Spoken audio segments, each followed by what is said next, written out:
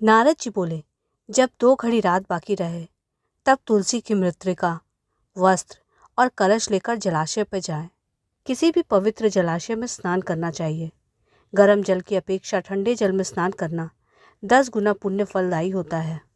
उससे भी 100 गुना पुण्य बाहरी कुएं के जल से स्नान करने से होता है। उससे अधिक पुण्य बावड़ी में, पोखर में स्नान करने से होता है। उससे 10 गुना झरने में और उससे भी अधिक पुण्य कार्तिक में नदियों में स्नान करने से मिलता है। 2 नदियों के संगम पर स्नान करने से, नदी में स्नान करने से भी ज़्यादा पुण्य फल मिलता है। और अगर कहीं 3 नदियों का संगम मिल जाए तो पुण्य की कोई सीमा नहीं। स्नान से पहले भगवान का ध्यान करके स्नानार्थ संकल्प करना चाहिए। फिर तीर्थ में उपस्थित देवताओं को क्रमशः अर्घ, आचमनी आदि देना चाहिए। अर्घ मंत्र का अर्थ इस प्रकार है: हे कमलनाथ, आपको नमस्कार है। हे जलाशय भगवान, आपको प्रणाम है। हे ऋषिकेश, आपको नमस्कार है। मेरे दिए अर्घ को आप ग्रहण करें। बैकुंठ, प्रयाग, बद्रिकाश्रम में जहाँ कहीं भगवान विष्णु गए वहाँ उन्होंने 3 प्रकार से अपने पांव रखे थे। वहाँ पर ऋषि, वेद, यज्ञ सहित सभी देवता मेरी रक्षा करते रहे। हे जनार्दन, हे दामोदर, हे देवेश, आपको प्रसन्न करने हेतु कार्तिक मास में विधि विधान से ब्रह्म मुहूर्त में स्नान कर रहा हूँ। आपकी कृपा से मेरे सभी पापों का नाश हो। हे प्रभु, कार्तिक मास में व्रत तथा विधि पूर्वक स्नान करने वाला मैं अर्घ देता हूँ। आप राधिका सहित ग्रहण करें। हे कृष्ण, हे बलशाली राक्षसों का संहार करने वाले भगवान, हे पापों का नाश करने वाले, कार्तिक मास में प्रतिदिन मेरे द्वारा दिए गए इस अर्घ द्वारा कार्तिक स्नान का व्रत करने वाला फल मुझे भी प्राप्त हो। तत्पश्चात भगवान विष्णु, शिव और सूर्य का ध्यान करके जल में प्रवेश कर नाभि के बराबर जल में खड़ा होकर विधि पूर्वक स्नान करना चाहिए। गृहस्थी को तिल और आंवले का चूर्ण लगाकर और अन्य को तुलसी की जड़ की मिट्टी लगाकर स्नान करना चाहिए। सप्तमी, अमावस्या, नौमी, त्रयोदशी, द्वादशी, दशमी आदि तिथियों को आंवला और तिल से स्नान करना वर्जित है। स्नान करते समय निम्न शब्दों का उच्चारण करना चाहिए।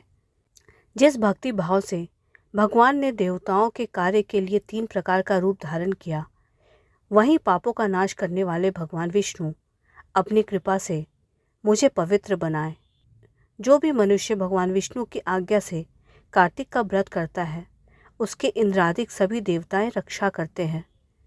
इसलिए वह मुझे पवित्र करें। बीजों, रहस्यों और यज्ञों सहित वेदों के मंत्र, कश्यप आदि ऋषि, इंद्रादि देवता मुझे पवित्र करें। अदिति आदि सभी नारियां, यज्ञ, सिद्ध, सर्प और समस्त औषधियों व तीनों लोकों के पहाड़ मुझे पवित्र करें। इस प्रकार कहकर स्नान करने के बाद मनुष्य को हाथ में पवित्री धारण करके देवता, ऋषि, मनुष्यों तथा पितरों का विधि पूर्वक तर्पण करना चाहिए। तर्पण करते समय तर्पण में जितने भी तिल रहते हैं उतने वर्ष पर्यंत व्रती के पितृगण स्वर्ग में वास करते हैं। इसके बाद व्रती को जल से निकलकर शुद्ध वस्त्र धारण करना चाहिए। सभी तीर्थों के सारे कार्यों से निवृत्त होकर पुनः भगवान विष्णु का पूजन करना चाहिए। सभी तीर्थों के सारे देवताओं का स्मरण करके भक्ति पूर्वक सावधान होकर चंदन, पुष्प और फूलों के साथ भगवान विष्णु को फिर से अर्घ देना चाहिए। अर्घ के मंत्र का अर्थ इस प्रकार है: मैंने पवित्र कार्तिक मास में स्नान किया है। हे विष्णु, राधा के साथ आप मेरे दिए हुए अर्घ को ग्रहण करें। तत्पश्चात चंदन, पुष्प और तांबूल आदि से वेद पाठी ब्राह्मणों का श्रद्धापूर्वक पूजन करना चाहिए और बारंबार नमस्कार करें। ब्राह्मणों के दाएं पांव में तीर्थों का वास होता है। मुख में वेद सहित अंगों में देवताओं का वास होता है। अपने कल्याण की इच्छा रखने वाले मनुष्यों को इनका अपमान नहीं करना चाहिए और न ही इनके विरोध में कुछ कहना चाहिए। फिर एकाग्रचित होकर भगवान विष्णु की प्रिय तुलसी जी की पूजा करनी चाहिए। उनकी परिक्रमा करके उन्हें प्रणाम करना चाहिए। हे देवी, हे तुलसी, देवताओं ने ही प्राचीन काल में तुम्हारा निर्माण किया और ऋषियों ने तुम्हारी पूजा की। हे विष्णु प्रिया तुलसी, आपको नमस्कार है। आप मेरे समस्त पापों का नाश करें। इस प्रकार जो मनुष्य भक्तिपूर्वक कार्तिक व्रत का अनुष्ठान करते हैं वे संसार के सुखों को भोग कर अंत में मोक्ष को प्राप्त करते हैं।